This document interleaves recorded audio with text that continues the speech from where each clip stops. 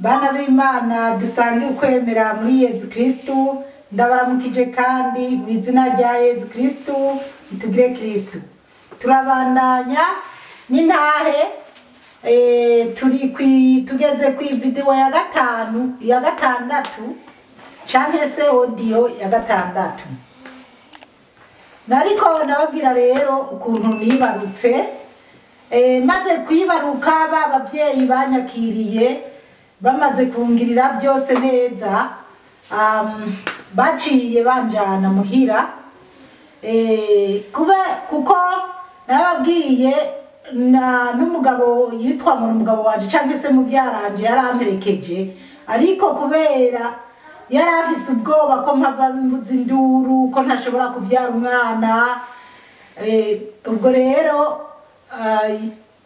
byaramushimishije yumvise bimutunguye ko mbyaye, nubwo nyuma nyene byahindutse bikaba bibi. Basi rero babavyeyi baranjanye muri burende yanje, hanyuma uwo muvyeyi yari yanyakiriye yarambwiye ati rero wewe wavugiye mu ivyariro ko wavyaye umwana w'umuhungu, tuburya rero uzovyara abahungu gusa, ati burya ntuzobyara umukobwa. Ngo rero ngo niwabona ubyaye abahungu gusa ngo ntuze wiyumvire ko ari abakuroze. Tije mbyaye abahungu gusa ntacyo bizoba bimbwiye, numva muri jewe ko kubyara abahungu gusa ntacyo atangorane bivanye na bya bibazo mama yarimo. Basi rero uwo munsi rero ndara ngaho naraye mbyaye, hanyuma buraca umugabo aca atuma wa mumama yanyakiri aramubwira ngo azambwire ko uwo mwana atari umwana wiwe, ko nabyaye igihe yibaza kitaragera. Gusa nari numvise nyene bari mu nzu n'umugore bariko baravugana, ariko sinavyitayeho. Rero kandi igihe navyara narababwiye ko mukebanje yari yasubiye mu misa yo kumugoroba, nyimba ari misa sinzi uko bavyita mu badivantiste canke nyimba ari mu nyigisho zo kumugoroba. Hanyuma aje rero ageze muri village yumva abantu bamubwira ati mukebawe yavyaye. Yavyaye umuhungu. Byaramunezereje cane kuba navyaye umuhungu kuko we nawe yarafise abana bane b'abahungu. Rero nyuma niho nyene boba baravuganye n'umugabo amubwira, kandi nyene ashitse yaraje mu nzi wanje araraba umwana wanje aramuterura, abandi bariko baraterura umwana aramuterura aramuraba mu kanwa, aca avuga ngo have ndabe ngo ko afise inkingi nk'iya se na nyina. Hanyuma nyene jewe nyene nabona ko ari bisanzwe. Hanyuma ubwo rero ndayaho bukeye nibwo rero uwo mugabo yatuma wa mumama ugende ubwire Zipora ko igihe cyo kubyara kitari bwagere, ko noba navyaye umwana atageze. Ati mbega uwo mwana arageze. Baraganira, hanyuma nyamumama araza yihebuye ababaye ambwira ngo wese ngo mubyarawe ngo yambwiye yuko ngo umwana ngo atari bwagere, ngo burya woba wabyaye umwana hageze kweri. Ati ariko namubwiye ko umwana ageze atangorana. Ati none yoba ari umwana wiwe canke si wiwe? Ndamusigurira, kandi wewe na mbere hose nari naramusiguriye. Aravuga ati mwana wanje rero yanyita umwana wiwe. Ati wihangane, ati burya biragoye. Ati mubyara wari karaguhinduka kweri, ari kuhakana ko umwana atari uwiwe. Ndamubwira ati nimba ati nivyo wenyene ariko arishiramo, ati cyo nzi cyo nuko nzi ko umwana ari umwana wiwe. Hanyuma yaciye anyandikira agakete. Hanyuma yanditse agakete agaha wa mudamu ngo akanzanire. Uwo mudamu akanzaniye ndagasoma turi kumwe, ambwira ati mbega burya uri kurarabwa ubona uwo mwana yari bwagere kuvuka. Bana b'Imana, nabyaye umwana indi itaboneka, ariko umwana wanje yavukanye ibiro 4. Umwana yari munini, yavukanye ibiro 4 kandi nkinamuvyara numva ko kuvyara wari kumbwira ati va ngaha wiruke n'amaguru ibirometero n'ibirometero nari kuvyiruka. Ikibazo cyo kuvyara nacyumvise bukeye niho namenye ati kumba kuvyara nuku bukeye n'iyindi minsi yakurikiye. Basi ariko nyuma nyene mu mama nk'abandi bose. Basi rero intambara rero noneho ibiratse neza neza. Hanyuma ako gakete maze kugasoma kumwana atari uwiwe ko hoba hatari bwagere je numva birandakaje. Bindakaje ndagenda kurondera koseye ndamubwira nti jewe papa w'umwana ariko yanyandika ikete ko atari umwana wiwe none ariko aranyihinguza ko rero ibyo Jesse ati nkeneye amena amahera yanje nyimba ariko aranavuga ko umwana atari uwiwe kuko yari afitiye amahera menshi. Basi rero ababandi bo mu miryango bamwe bari baratumye nyubakiriye burende n'abamwo baraza na kose araza tuja ahantu nyene kose yahora yicara yumviriza abantu nk'imanza ahantu hari inyuma ya village gato. Hanyuma mbere ntibari bashatse ko namuke banjaza ariko umugabo aravuga ngo nawe naje ngo ategerezwa kubyumviriza ngo ari uwanje atari n'uwanje abimenye nawe muke banjaraza. Hanyuma nyene bana b'Imana turaburana na n'umugabo ndavuga ati jewe yanyandikiye ikete muri kete yanyandikiye ko umwana atari uwiwe nyimba koko atari uwiwe nabivugire ngaho imbere yanyu. Hanyuma baramubaza atese koko urahakana ko umwana atari gwawe ko umwana atari uwawe? Aravuga ati mu byukuri mparu igihe uwo mwana yaza ku wanje ntihari bwagire ko avuka ati kandi umwana arujuje ibyangombwa. Basi rero kuko abavyeyi bobo baza barafasha n'abandi bantu baravuga ati umwana arageze umwana ameze neza nta ngorane afise. Giye kuko navyari kwa gatandatu haba kuwa Mungu haba kuwa mbere ndumva twoba twagiye nko mu butungane hari umwana afise nk'imisi 4 canke 5. Hanyuma turaja mu butungane nyene bose baravuga ati umwana nta kibazo afise. Hanyuma umugabo nyene aravuga yuko atari umwana wiwe. Jero ndababwiye baramubaza ati none kuvuga ko atari umwana wawe nawe umukobwa akaba yemeza ko ari umwana wawe wowe ko ari wowe wari umutunze no kuva mu Burundi nta wundi muntu wotubwira dushobora guhigira ko uyu mwana? Aravuga ati Zipora noba ndamubeshe noba ngiye kumwagiriza ubumaraya. Zipora ntabwo yari imaraya. Baramubaza none ko ata wundi muntu wowe wo kwikeka kandi ari wowe wari umutunze none uwo mwana tumuhigire kuri inde? Hanyuma arababwira ati erega gutwara inda n'umwanya muto naho yari kuva mu nza kikevya gato mbese gerageza kwisigura. Je nanje ndabasigurira nyene kandi barumva ko fise ukuri kandi noneho nyene n'umwana usibye ko umwana nyuma yaje kwirabura kandi mu miryango kwa ba mama canke kwa uwo mubyaranje atari mama na mwene wabo n'uwo mubyara wanje nyene bari inzobe benshi mu muryango barirabura bakagira imibiri yombi gusa mukebanje n'inzobe wewe abana yari yaravyaye barabinzobe.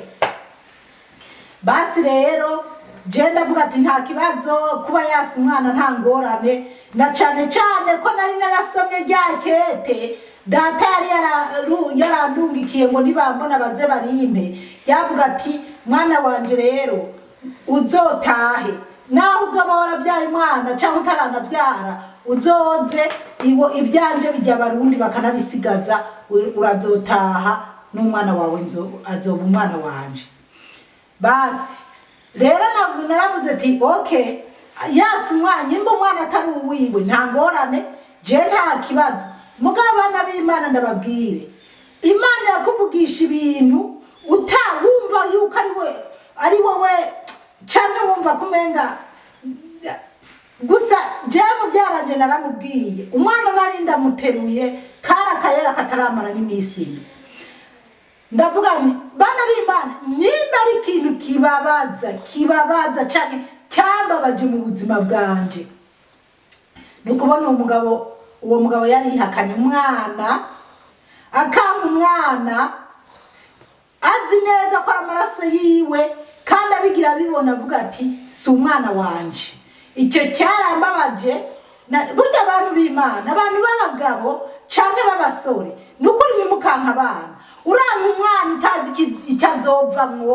uranga umwana utazi yuko ari igihe azokugirira akamaro ibintu nk'ibyo rero naravugiye nyene aho mu bashinga ntaye nyene mbabaye birumvikana mbabaye ndamubwira nti ntubona ko wasi umwana kubera yaravuga ngo Zipora ngo ni umwana wa masenge ngo nubwo ngo uwo mwana ngo atari uwanje ngo ariko ngo je ngo Zipora ngo nzoguma ndamufasha ngo nkuko n'ubundi narisanzwe ndamufasha ndavuga nti jewe nuvuga ngo uzoguma umufasha nkuko wafashije canke nkuko wantunze warundeze canke wantunze jewe icyo nkeneye nuko wemera umwana wawe jewe ukanyanka jewe utangize umugore wawe nta na kimwe bikimbwiye ariko emera umwana wawe kandi umugurire impuzu wongere umugurire impezi umugabo nyene ararahira ko atari uwiwe niho rero nyene navuga nabo bantu nyene abantu bakoranye ndababwira nti ndapfuka umwana ati uramubona umwana ati umwana wihakanye uramwihakanya akiri uruhinja akiri kutuvanda atariko uyu mwana wewe hazogera igihe wicuza kwicarana n'umwana canke kumubona bidakunda ati hazogera igihe uvuga ati ujya n'umuhungu wanje uriya n'umwana wanje atagushaka ati kandi ariko uyu mwana bizohindukira ubu mwana azokugirira akamaro gusumba abo wishimiye ati umwana yampa niwakura je nzorera umwana atariko je icyo nkeneye kuvangura namwe nkeneye amafaranga yanje hanyuma je nkeneye kuzovangura namwe hanyuma nyene ibyo kwa mwana nyene babonye ko batari bubimutera mu rushinge nta n'amadine ibyari bihari ngo babe bo checkinga hanyuma baja mu by'amafaranga ati none ayo mahera nayakwagiriza amaka yahakana mugabo nawe yahakana ibintu yadandaza muri butike byari ibyanje kuko nije naza gasomba ibintu ndabikura kuri stoke hanyuma akabidandaza kubera kuri stoke baratanga n'imiceri ibiharage n'ibindi akabidandaza ibindi n'abanashombye kuri stoke ibigori n'ibiharage n'ibindi akabigurisha bimwe akabigurisha akazaragira iki yarabigurisha akazararangura ibindi adandaza rero ndibuka ko nabo mu mahera nari bifise nababwiye ko twarasize duhambye amahera n'ibindi bintu hariho amahera umenga 5,000 nari ifise hanyuma ndayamuha ngo akunde nyene yongereza ibintu yadandaza basi rero barahanura bahanuye ayo mahera basanga ari nk'ibihumbi 29 ndumva byari 29 canke 35 mugabo wewe agaca yemera 5 mugabo nyuma barakonorora ndavuga ati nibakonorane amakaziyo y'amafanta mbese nyene ndabidondagura baraharura hanyuma nyene aravuga ngo yego ngo nta kibazo nzoyamwishura ngo nzoza ndamwishura 5 nyimba ari buri kozi ngo nzoza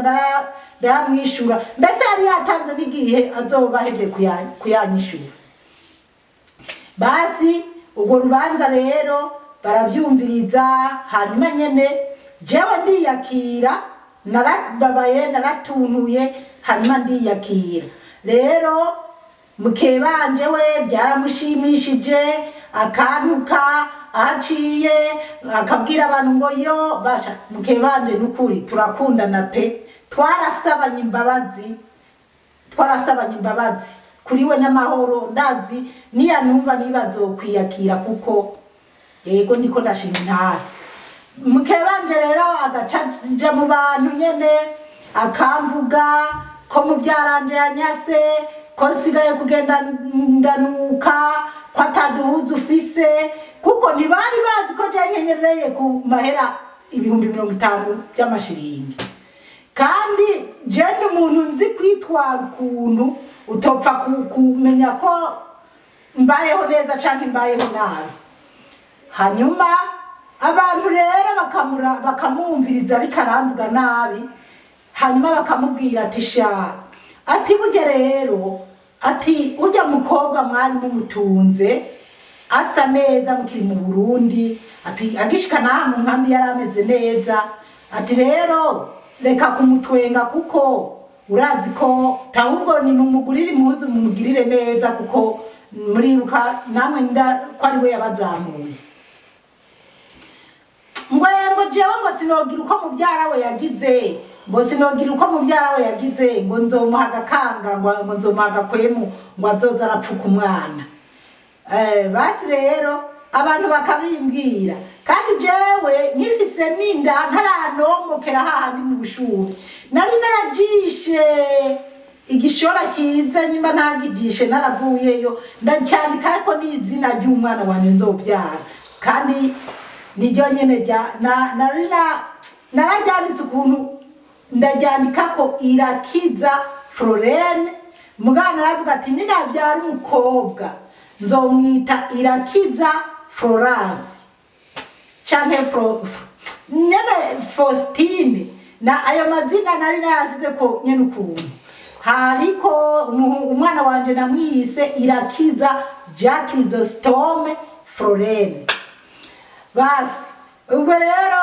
umwana wanje icyo gishora nari nakijishe kimeze neza kuko narahora njisha ibishora nk'umukobwa nkanabigurisha ndakibika bari bazi rero ko atakintu na kimwe fise kuko hariho n'ibintu byari byarahiriye mu nzu ariko hari ibindi bintu nari bibitse ku mugenzi wanje nyene nabirabikije ku muntu hanyuma uwo mukebanje rero nyene nkumva yuko ngo wowe ngo azompaga abantu babimbwiye navuga ati niya namuka ampaye ako gakwemu ampaye igikwemu nzoca ndagitaburamwo 2 ce nongera ndacyungikaniye ndagitaburemwo 4 ce ndamubwira ni urakoze kumpaye ibyahi byo kuzoza ndabinda umwana basi rero hanyuma rero umugabo akaja kuri stoke kurarayo umugore rero agacatangura gutetera indirimbo zo kunyoza hari ururirimbo rero mu Burundi bahora bavuga ngo umugabo si uwo kwihebera umugabo si uwo kwigura araguhemukiye mwana mbese ubwo ruririmba abarundi bararuzi ruvuga ati ngo mucira agaca gucira inkoni ngo mwongorera komagure ngo zokubwira uvome ngo hari igihe uzoyavoma ntuyanywe mugabo mukeba wanje we agaca ashiramo amajambo nyene andaba yo kunyoboza nkacanja mu nzu nkaterura wa mwana nacanya agatara aho haba ari mwijoro nkacana agatara nkaterura wa mwana nkaca ntangura gusimbagiza wa mwana ndazi hariho uturirimbo twabaririmbira abana ngo Imana yakumpaye ngo icyoma tugahura nkasimbagiza umwana wanje nkumva ndamukunze nkumva ndamunezererewe cyane cyane ko nari nabyaye umwana w'umuhungu ariko kandi nkaba mfise agahinda kuba ise yaramwanse ariko nkasenga nkabwira Imana nti Imana warankuye mu muryango wa data ndiko ndahangayika jenyene atariko uyu mwana wanje uzombungabungane n'uwo mwana rero nka nibuka ati wa muntu yavuye mu Burundi Kizima yambwiye ko azonjana mu Burundi kandi ba papa bakize bimeze neza nkumva ko nzogenda kwa ba papa kandi ko wa mugani byampama ko Imana izondengera bigatsindwa basi. Hanyuma nyene mbaho mwako gahinda, ariko nyene ndavyihanganiye, murazi nyene sinagira ni kade. Haza kugeraho umukose yandika abantu batabaruwe, acaranyandika, anyandikana nako kaya kanje, yandika n'umwana wa mugenzanje umwe yari yarashize kwa mabukwe, tukaza tuzananye ingarutse mu nkambi, atwandika turi batatu. Hanyuma hagera ko dutonda kwibarura, tugende kubarurwa abatari bafise amakade mu nkambi. Mugabo ngiye kwibarura, kose nawe yadutwara, yari yagize nyimba yari yagize nk'ikade y'amakade, sinzi ingene byari byagenze. Hanyuma numva umwana umwe mu bana biwe ngo ararenga ku bandi ngo we nasubire muhira. Ndamubwira ni kose, uwo mwana wawe munyihere tubarugwane. Kose yarangira ati naramaze kwandika ko muri abantu batatu, ati wumva no byoba bikigenze gute ko tiri byo kunda. Ndamubwira nti rero ninashikirwa kubarura, nca ndababwira ko akakana katametse katarimwo koko kazoronka ikade mubo byavukiye rimwe. Ati hanyuma umwana bitwe ko turi batatu uburuhe yo yatarimwe. Kose ati kandi shabyo kunda. Atoke acaravuga ati rero ntutahe, gumana n'uwo mama. Ca turagumana rero ndashikirwa ngo mbarugwe. Hanyuma bica bingorana. Abatanzania ati wewe warakoze kuri stoke tukuzi no mwijoro, nta soni zo kuza gutera amakanage. Ndababwira ati nukuri je sinje gutera amakanage, jewe babaruye ntahari nta kadengira. Barumva ati oya. Hanyuma nyene baca barahamagara Kose, ati Kose kubera iki uzanye uwo muntu tumuzi kwaba mu nkambi. Kose acara basigurira, hanyuma barabyumviriza. Kose acara babwira ati ahubwo naba bana babiri n'uyu mu mama wa gatatu, ati uyu mwana w'uruyoya we ntariko, atariko nyene ntiyigeze abaruka. Basi baca barahamagara umuzungu. Bahamagaye umuzungu baramubwira ibyanje byako kana kakayoya. Umuzungu acavuga ngo kururutse, ca ndagakura mu mugongo, acaga kubita brasserie ku kuboko. Abantu babaye mu nkambi barabizi kugira nyene mutubaruwe. Hanyuma ndashikirwa rero uwo munsi natahanye ikade y'abantu bane. Ndashima Imana ko hari ku mwana wa muke banje na jewe n'uwo mwana wanje, n'uwo mwana kandi yamusubiriye mu mwanya. Wa mwana wanje w'uruhinja atangura kugira amahirwe n'imigisha Imana itangura kutugaburira. Nta kade y'abantu bane rero nguma mu nkambi nyene n'ibibazo. Harageze igihe yangero bahora bana y'umugabo ntibabaye bakiyima. Umugabo yaciye abwira umugore ko bompebera kazoza ndatora ibyo kujya by'uwo mwana wabo. Basi umugabo rero, umugore rero mukebanje ntiyamaze ibyo byo kujya, ariko byarageze igihe arabinyaka ku nguvu. Noneho rero mbaho nyene nihanganye mu bibazo. Mukebanje umwana wanje rero agera aza kuharirabura. Mukebanje mukunuka canke mukumvuga akavuga ngo icyo cyana kirabura, ngo se na nyina ngo bari inzobe, ngo icyana kitagira inyinyi, ngo se na nyina bafise inyinyi, ngo sinzi yakivunduruye, ngo sinzi yakivunduruye, ngo ntabwo ngo ari umugabo wanje. Nyene akabivuga nkavyumva nkihangana kandi nkakomeza gusenga. Narasenga naho nari umunyabyaha mu buzima bwanje, sinzi kuryama ntasenze canke kurya ntasenze canke kubyuka ntasenze. Ndakomeza ndabibamwo nyene, ariko nyene nitonze buke mvuga ati hari igihe bizogera igihe bakabona ko atacyo mbaye, kuko nyene nari ifise amafaranga. Mugana aravuga ati igihe cyo gukora ntikiragera. Rero fise kanga umugabo yari yaranguriye fise n'impuzu nari mfise impuzu zimwe bita ndi mwikusi ariko nari naziguze ndazicamo ibipande bibiri kuko mu Burundi nakunda kugura impuzu nkaca iz'abandi bavuda taje nkazicamo ibipande byo gukwembeka nkakuramo n'ikiburuzi basi ubwo rero mukebanje rero kumva ko atani impuzu ufise n'umwana atazoronka impuzu zo kwambara bazi ko ndi n'umukene nyine atakintu ufise reka tubanze duhagarike audio hanyuma turabandanya umukama Imana bahezagire cyane.